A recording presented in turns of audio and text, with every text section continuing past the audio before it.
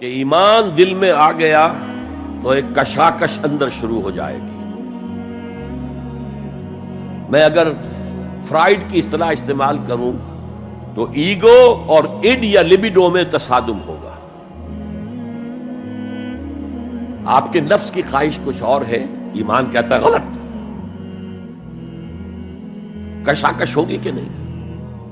یہ اندرونی جہاد ہے اپنے نفس کے خلاف. جیسے فرعون نے کہا تھا الیس لی ملک مصر وہذہ الانہار تجری من تحتی، کیا میں بادشاہ نہیں ہوں مصر کا؟ مصر کی حکومت میری نہیں ہے؟ اور کیا یہ ساری نہریں جو ہے میرے نظام کے تحت نہیں چل رہی؟ اسی طرح برا نہ مانیے، ہمارا نفس کہتا ہے یہ جسم میرا ہے، میری ملکیت ہے، اٹس مائی ڈومین، میری خواہش پوری کرنی ہوگی. جیسے اس نے کہا میں نہیں جانتا کوئی خدا ہے میرے سوا اور میرے اوپر، میں نہیں مانتا. نفس بھی کہتا میں نہیں ماننے کو تیار، کیا حلال ہے کیا حرام ہے، کیا جائز ہے کیا ناجائز، میری خواہش پوری کرو.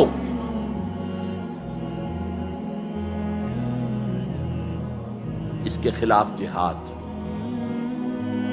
یہ پہلی منزل کا جہاد ہے. اور آپ کو معلوم ہے 3 منزلہ عمارت ہے، تو بلند ترین تو ہے تیسری منزل، اہم ترین ہے پہلی منزل. پہلی منزل بنے گی تو دوسری بنے گی، دوسری ہوگی تو تیسری بنے گی نا. پہلی منزل یہ ہے اور اہم ترین یہ ہے. اسی لیے مولانا روم نے کہا نفس ما ہم کم ترس فرعون نیست، میرا نفس بھی فرعون سے کم نہیں ہے، لیکن ایراعون نیست، اس کے پاس لاؤ لشکر تھا. اس نے زبان سے بھی کہہ دیا تھا انا ربکم الاعلی، میں ہوں خدا. میرا نفس بیچارہ اس کے پاس کوئی لاؤ لشکر نہیں، زبان سے تو یہ کچھ نہیں کہتا، اندر یہی کہتا میں بادشاہ ہوں اس وجود کا، میری مرضی پوری. اسٹرگل اگینسٹ دس بیسر سیلف، ایک سیلف ہے اونچی سیلف، خودی، انا، ایگو، اور ایک ہے یہ بیسر سیلف، حیوانی جبلتیں جو اندھی بہری ہیں، جو حلال اور حرام سے انہیں کوئی غرض نہیں ہے، ان کے خلاف جہاد کرنا. آپ نے فرمایا صلی اللہ علیہ وسلم المجاہد من جاہد نفسہ، اصل مجاہد وہ ہے جو اپنے نفس کے خلاف جہاد کر سکے. تمہارے اندر یہ دشمن تو بیٹھا ہوا ہے، تکڑا ہے، تمہیں کنٹرول کر رہا، چلے آؤ باہر کے دشمنوں سے جہاد کرنے کے لیے. تم نے ٹانگے کو گھوڑے کے آگے باندھ دیا. اور ایک دفعہ حضور سے پوچھا گیا ای الجہاد افضل یا رسول اللہ، اے اللہ کے رسول سب سے افضل جہاد کون سا ہے؟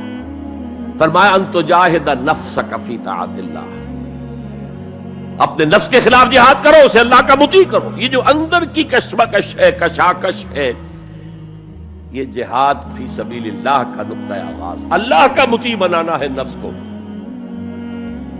اس کے ساتھ 2 سب لیول اور ہیں. اس نفس کو بھڑکانے والی ایک قوت ہے انویزیبل، اور ویزیبل بھی ہے. انویزیبل قوت سب سے بڑی ابلیس، شیطان لعین، اور اس کے چیلے چانٹے جنات میں سے. اور ویزیبل میں انسانوں میں جو اس کے ایجنٹ ہیں، جو فحاشی کو کلچر کا نام دے، یہ اس ابلیس کے چیلے ہیں. ان کے خلاف جہاد نہیں کریں گے آپ. اگر آپ ان کے خلاف ایگریسو ایٹیٹیوڈ اختیار نہیں کریں گے تو آپ ان کے دباؤ میں آ جائیں. ان الشیطان لکم عدوا فاتخذوہ عدوا، اے لوگوں یہ شیطان تمہارا دشمن ہے، اس کو اپنا دشمن سمجھو. وہ تمہیں سبز باغ دکھاتا ہے، بدی کو مزین کر کے دکھاتا ہے، اچھے اچھے نام اس کے رکھ دیتا ہے، اور تمہیں آمادہ کرتا ہے بدی کے ارتکاب پر. نہیں، وہ تمہارا دشمن ہے.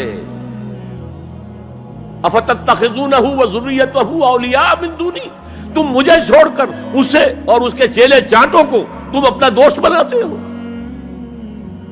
نہیں، شیطان کے خلاف جنگ کرو. اور تیسرا اس پر سب لیول کیا ہے؟ معاشرہ اگر بگڑا ہوا ہے، اس کا عمومی رجحان برائی کی طرف ہے. تو سوشل پریشرز آپ کو ادھر دھکیلتے ہیں.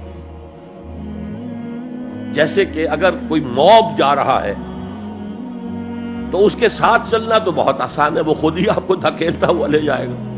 اس کے خلاف چلنا